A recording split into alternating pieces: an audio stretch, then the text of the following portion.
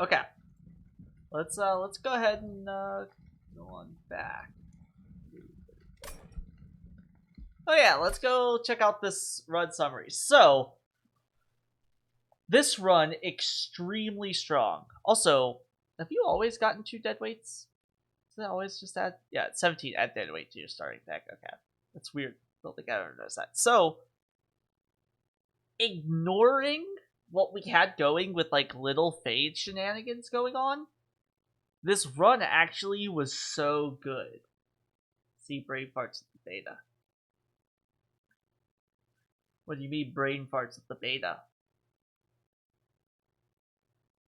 I think I might have just, it's one of those things. You just say something that's off into the unknown. You forgot about your dead weight. Oh yeah. Well, I saw we were getting to it. I just don't think I've played enough at 25 to internalize that there's two. So, okay, I want to stay right now. Do I think this little fade is OP? No, not at all. I think what we got was like the perfect storm for this little fade, especially starting with like this resin block and this consume crown.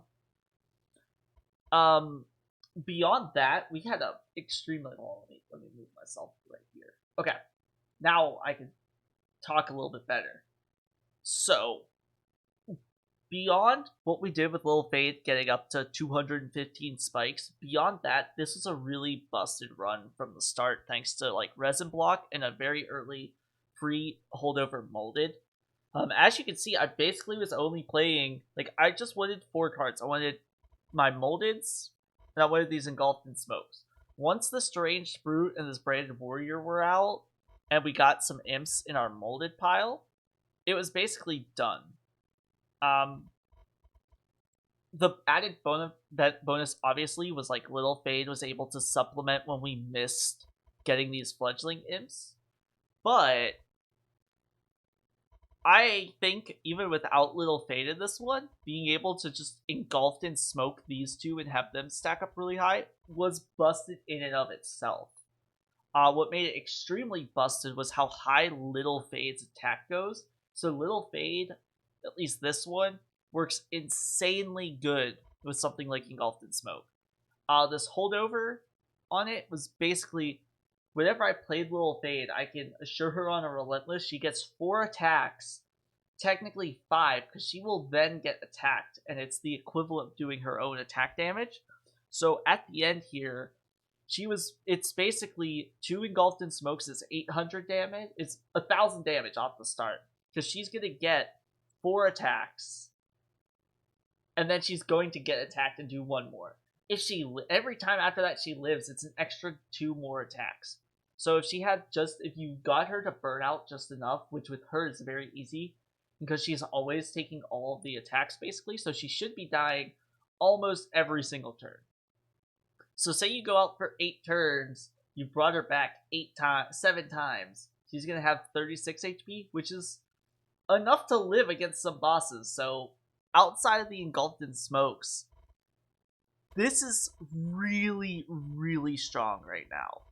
I kind of equate, as we kind of mentioned, I kind of equate her a little bit to I think Kelly put it right. It's like if they wanted to make the Wrathful Prince even more OP, it's instead of rage, just give him more spikes and attack.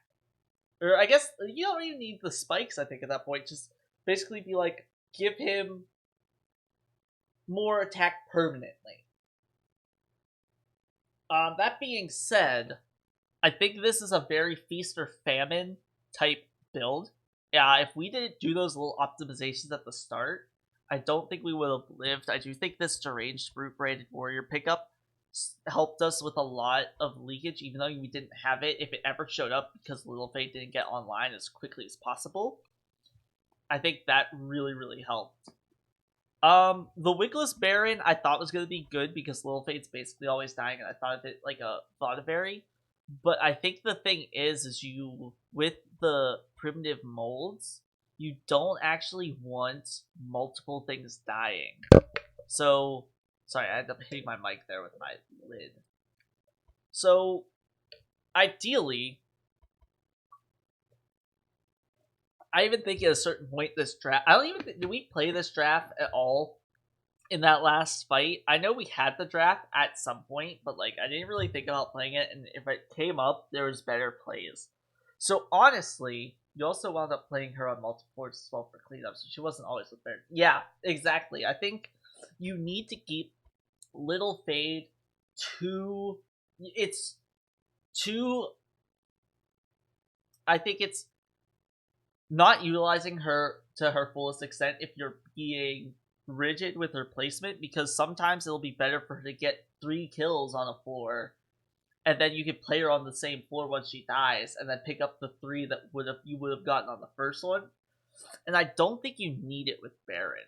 I was a huge fan of Baron, and I thought it was going to be good, but as I was saying, with the primitive molds, I don't think you need these to actually play this deck as well as we did.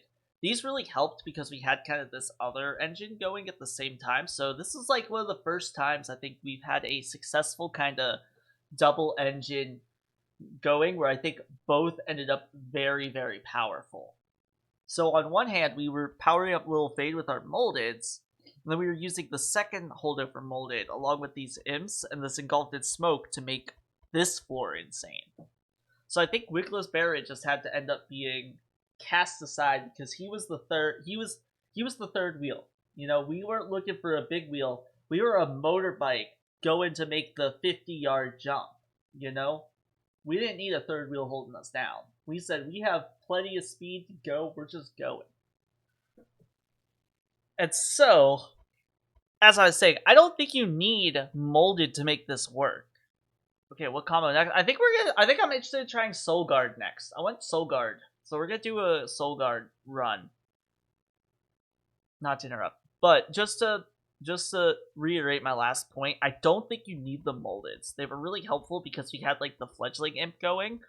But I honestly could see if you get rid of Branded Warrior, Deranged Brute, if you get rid of basically all these units and just have Little Fade, I wouldn't necessarily do that, but if we say Branded Warrior and Deranged Brute were only at the top and we didn't have these imps to buff them up and give them some rage, I think we would have still been fine based off of Little Fade.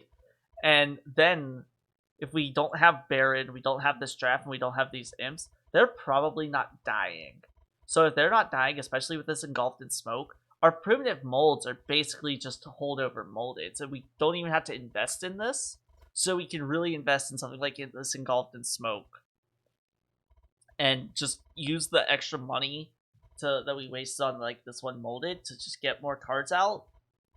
I do think it's good to have some sort of a backup plan. Unless you're gonna be shifting Little Fade on all 3 floors, and I kind of view her as like at least at the start, she's a big damage spell. You know, she's only gonna take 1 damage, so you have to make that 1 damage count. And even then, I wasn't even killing the big things at the front, so it was nice having this safety, and it just kind of all worked out. But really, really fun, interesting playstyle. Definitely give her a shot.